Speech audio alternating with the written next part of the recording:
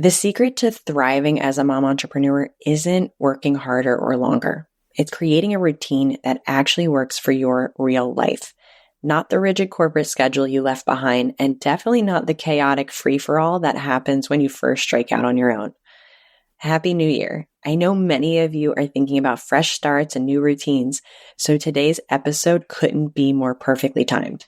I absolutely love this time of year and the fresh energy it brings.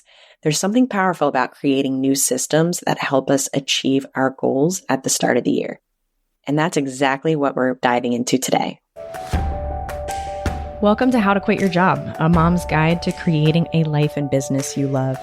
It's a podcast that helps working moms just like you optimize your time, manage your mind, and start a business that helps you create more freedom, flexibility, and yes, fun. I'm business and mindset coach Jenna Reichel, and I offer practical tips to help you ditch the 9-to-5. I've been exactly where you are, and I know what it takes to make the transition without trading one form of burnout for another. So let's get started. Hi, mom friends. You know what's funny? Or actually, it's slightly annoying about escaping corporate and going out on your own?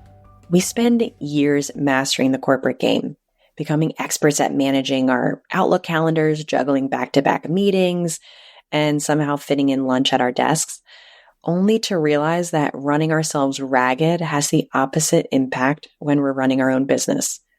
I mean, let's be honest, it's not the best approach for corporate either, but that's corporate culture for you. Let me share a moment that completely changed how I think about time as an entrepreneur and what really sold me when creating a new daily routine. A few months into my business, I had started implementing this weekly routine I'm going to teach you today. I had everything mapped out for the week, every task, every call, every commitment. Then one morning, a client needed to reschedule their coaching session at the last minute. Now, in my corporate days, that canceled meeting would have sent me into a frenzy of productivity. I would have immediately filled that time with tasks, emails, or impromptu meetings. It's like every minute needed to be maximized. But something different happened that day. For the first time in my adult life, I actually took a nap. Now, here's the thing. I'm not a nap person. My husband, big nap guy. But I've never been able to quiet my mind enough to fall asleep during the day. There's always that voice saying, what about that email, that project, that thing you're forgetting? But this time was different because I had properly planned my day. I knew exactly when I was going to tackle every single task on my list. Nothing was falling through the cracks. Nothing was forgotten. Everything had its place. And that knowledge, that's what finally allowed me to rest, really rest, without the nagging anxiety about what I should be doing instead. I'm still not a big napper, but that nap taught me something crucial. When we have a solid routine and planning system in place, we gain more than just productivity. We gain peace of mind. We gain the freedom to be flexible without feeling guilty, and that's exactly what I want to help you create today. I'm going to share how to create a daily routine that honors both your business dreams and your family life, one that doesn't force you to choose between productivity and flexibility. And if you're still in corporate but planning your exit, this framework will help you envision what's possible when you're in charge of your own schedule. Because here's the thing, in corporate, everyone else owns your calendar. Your day is dictated by meetings just thrown on it. But when you have your own business, you have full freedom and flexibility, which is a big adjustment. So you want to make sure you have a system in place to both move your business forward and allow you to finally rest. Let's dive into the practical stuff, what your day could actually look like. I'm going to give you a framework that saved countless moms from both the trap of too much structure and the chaos of no structure at all. The foundation of everything we're going to talk about today starts with one powerful habit, establishing a weekly planning hour. And I know this episode is about daily routine, but trust me, your daily routine truly starts with your weekly planning session. This is your secret weapon, and it only takes 1 hour a week. Incorporating just 1 hour of planning to start your week is going to change everything about your daily routine. When you sit down and invest time in the big picture of what you want to accomplish over 7 days, it helps you to be crystal clear in what you can accomplish each day. Here's how it works.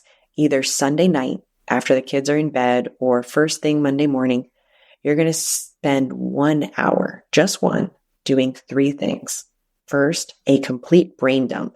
Everything that's swirling in your head, all the things you know you need to do, it gets written down on a piece of paper. Business tasks, family commitments, that dentist appointment you need to schedule, all of it. Second, I want you to go through that list and decide what you can delete, what can be pushed off to the next week, and of course, decide the most important and time-sensitive things to keep for your week ahead. You're basically prioritizing all the things you have to do because obviously it can't all get done in 1 week. There's definitely time for all the little tasks that take 5 to 10 minutes, but any big business initiatives need to be thoughtfully prioritized. You should also try to break down those big initiatives into smaller 15 to 30-minute tasks, which will allow you to chip away at a big initiative day after day, rather than feeling overwhelmed by it, and which leads to avoiding it altogether until you have enough time to tackle it. I want you to also identify 3 things you want to get done each day. These 3 things are basically how you determine whether you've won the day. Yes, I know you have 100 things you want to get done each day, but if everything goes to shit, because it often does, these are the minimum 3 things that need to be accomplished. Third, I want you to look at your week as a whole and determine your availability for different blocks of time. I'll go over the 5 major blocks that I want you to shoot for each day. But for now, know that at the beginning of your week, you should already be thinking about organizing each day based on these key areas. Everything you've written down on that list should fit neatly into one of these blocks that I'm going to talk about. Now, let's walk through these 5 essential blocks that will create the backbone of your daily routine. These are the key areas of life and business that I want you to aim to hit each day as an entrepreneur. And remember, you might not hit all of them every day. But if we're talking about creating a daily routine that moves your business forward, you want to try and get to these more often than not. The first block is your time. It's what I call your morning intention block. This is a minimum of 15 minutes and it's non-negotiable. It's a time for you to sit down, do any sort of grounding exercise that works for you. Maybe sitting in silence or journaling, intention setting for the day. Maybe you mix in a quick run or yoga session to move your body first. It's a minimum of 15 minutes, but it can be as long as you want. It gets you ready for the day. It allows you to focus in, and it should be consistent each morning. Try doing it when the kids are finally off to daycare or school, or maybe when the little one is down for his first nap, like in my household. This sets the tone for the day and gets you in the right mindset for the entire rest of the routine that will follow. This may feel like it's not productive work, but trust me, you will be more energized and focused once you get into the meat of the day if you take time in the morning to focus on what you need. It's your time to set the tone before entering into the chaos of the day. And after you've gotten into the right headspace and you've given yourself time to breathe, you'll also want to spend some time briefly reviewing your calendar and identifying the top 3 priorities for that day. This shouldn't be hard since you already tried to identify these during your 1-hour planning period earlier in the week. So this is really just a reminder. Notice I didn't say check your email or check social media, and this is crucial. The emails will be there. And if it's an emergency, it's probably best you don't know about it until after you've gotten yourself prepared for the day. Clear your mind before you fog it up with countless emails. Hey moms, just jumping in real quick. If what I'm sharing resonates with you and you're ready to make real changes in your life, I'd love to support you. Through my one-on-one coaching program, I help moms just like you create the strategy and accountability needed to build a business and life you love. Ready to explore what's possible? The link to apply for a free strategy session is in the show notes. And if you're not quite ready for coaching, please join our free Mom Entrepreneur Circle, a community of moms who get it. All the links are waiting for you in the show notes. Go to jenna.coach/episode number to check it out. Now, let's get back to today's episode. Okay, let's talk about the second block. It's your focus block. This is 1 to 2 hours a day of revenue producing actions. The problem is we never have a moment of uninterrupted focus within our daily routine. This 1 to 2 hours isn't for the small to-do list items like rescheduling a meeting or responding to an email that we'll talk about later. This 2-hour block is for using your whole brain on initiatives or projects that truly grow your business. If you had just 2 hours of focused revenue generating activity in a week, your business would move forward so fast you wouldn't be able to keep up with it. But I'm recommending that you try to find 2 hours each day, or at least 3 times a week. You can get so much done when you properly plan for this block and hunker down to focus. Most of us in corporate spend hours in unnecessary meetings, dealing with office politics, and stretching work to fill time, that typical 8-hour day. As an entrepreneur, you get to cut all that out. You can actually get more done in less time when you schedule uninterrupted focus blocks. The key is to be ruthlessly protective of these hours. Schedule them when you know you'll have uninterrupted time, maybe during nap time for those with little ones or during school hours if your kids are older. And here's the mindset shift that I want you to adopt. These hours aren't about duration. They're about impact. 2 focused hours can generate more results than 8 scattered ones, like the ones we experienced in corporate. Episode 18 is all about focus time as a productivity hack. So if you want to dive deeper into this element of the daily routine, I'll link to that episode in the show notes. You can also go to jenna.coach/18. Now, this next block might be my favorite because it helps clear all those little tasks that take up so much mental space. The third block in your daily routine is the odds and ends block, or what I call to-do block. Those short 3 to 5 minute tasks that keep building up, that's what goes in this block. If you set aside a half hour to an hour, you should be able to knock out 5 to 10 quick items. These are less brain heavy items than the ones that are reserved for your focus block. All of those brain dump items in your list from the planning period that are quick, but maybe not painless, they go in this block. So again, just an hour a day will make a huge difference. Episode 12 is all about how to take control of your to-do list, and I give lots of great tips that apply to this concept. So definitely check out that episode next if you feel like this is where you struggle. As always, I'll link to the episode in the show notes. Let's move on to our fourth block. I call this the connection block. And this can be 5 minutes or 5 hours, but you want to make sure you're connecting with people in some way on a daily basis if you're an entrepreneur. This is when you handle things like client communication, networking calls, social media, email outreach. The game changer here is batching these items instead of letting them scatter throughout your day. This also includes checking your email. And if you're like me, you have a habit of leaving an ungodly number of tabs open on your browser, and one of those is always email. So you can quickly see when an email comes in. And that's not how email was designed, and that's not what I recommend. It's a habit I'm religiously trying to break. I want you to set specific times for checking your email, maybe twice a day instead of every 5 minutes. The average worker checks their email more than 20 times a day, and it takes about 26 minutes to refocus on what you were doing if you get distracted by email.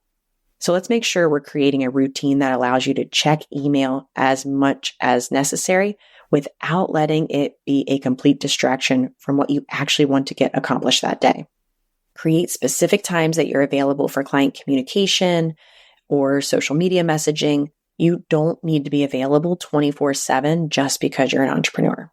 Finally, we have the fun block. I mean, this is all fun, but this is the family focus block. This is sacred time when you're fully present with your family. No checking emails, no sneaking peeks at TikTok, just quality time with your people. This ensures that you're taking advantage of one of the best benefits of being an entrepreneur, flexibility and freedom.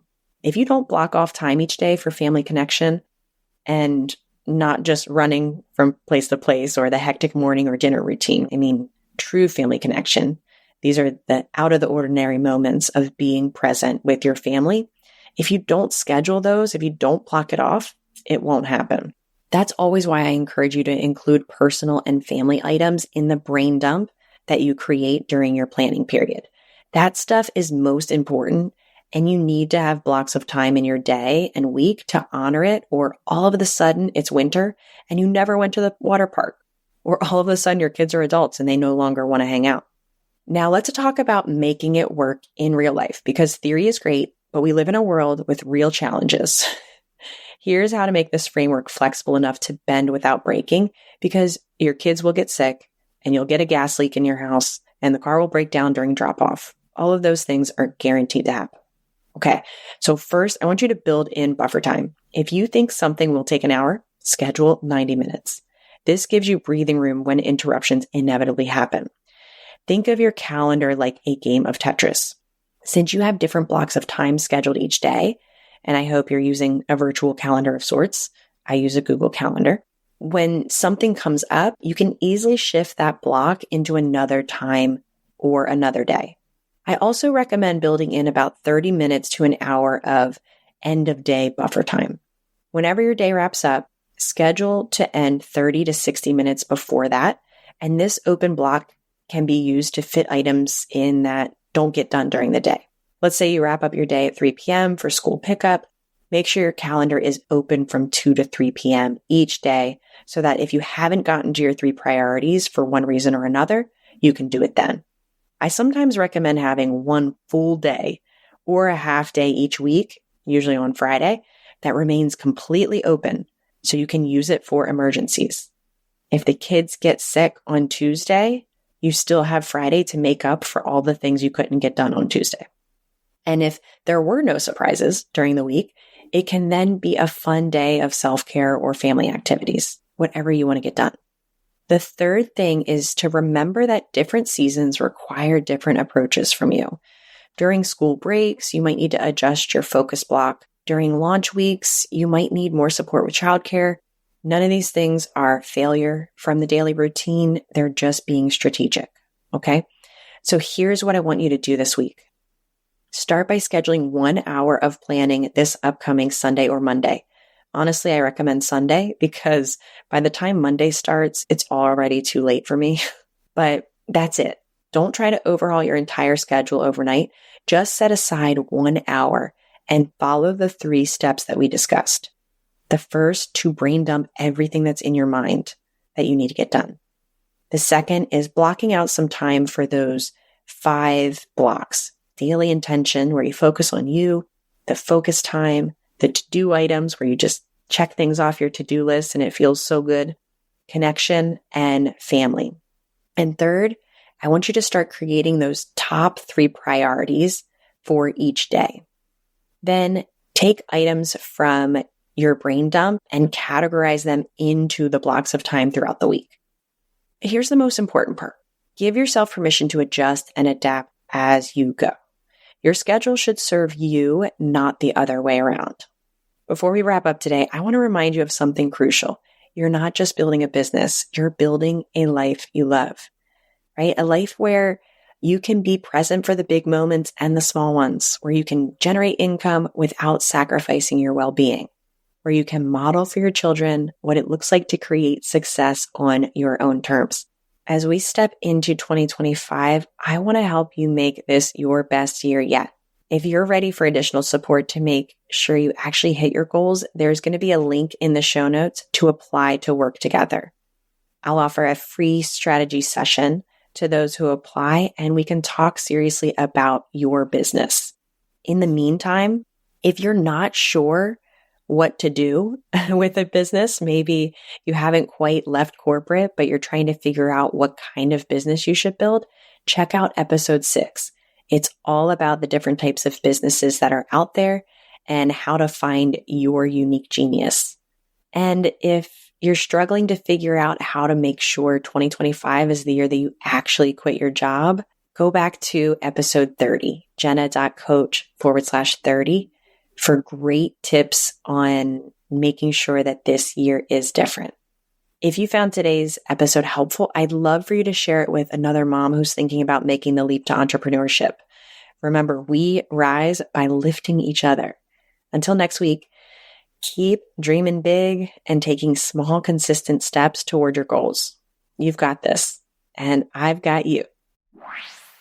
Before we wrap up today's session, I want to talk to the mom who's been nodding along, feeling seen and understood. Maybe you've been thinking about leaving corporate and building your own business, but you're not sure where to start, or if it's even possible with everything else on your plate. I'm here to tell you it's possible. I've helped moms go from a vague business idea to replacing their corporate income, and I've supported others in discovering their passion and signing their first client, all while balancing working in corporate and balancing family. My one-on-one coaching program is intimate support and helps you develop the strategy and accountability you need to move your business forward. As a mom myself, I understand the unique challenges we face in prioritizing our own needs. And that's exactly why I specialize in working with moms just like you. If you're ready to explore what's possible, there's a link in the show notes to apply for a free strategy session. This isn't a pushy sales call. It's a genuine conversation to see if we're a good fit for each other. And if you're not quite ready for one-on-one coaching, you can join our free Mom Entrepreneur Circle, a supportive community of other moms who are on this same journey. The link to join is in the show notes as well. Remember, you don't have to figure this out alone. Whether it's through the podcast, our free community, or working together one-on-one, I'm here to help you create a life and business you love. Now go take that next step. Whether it's big or small, just take it. I'll be here next week with more strategies and support to help you along the way. Thanks for listening to this week's episode of How to Quit Your Job, A mom's guide to creating a life and business you love. If you want to learn more about how I can help you stop making excuses and start making moves, head on over to www.jenna.coach. I'll see you next week.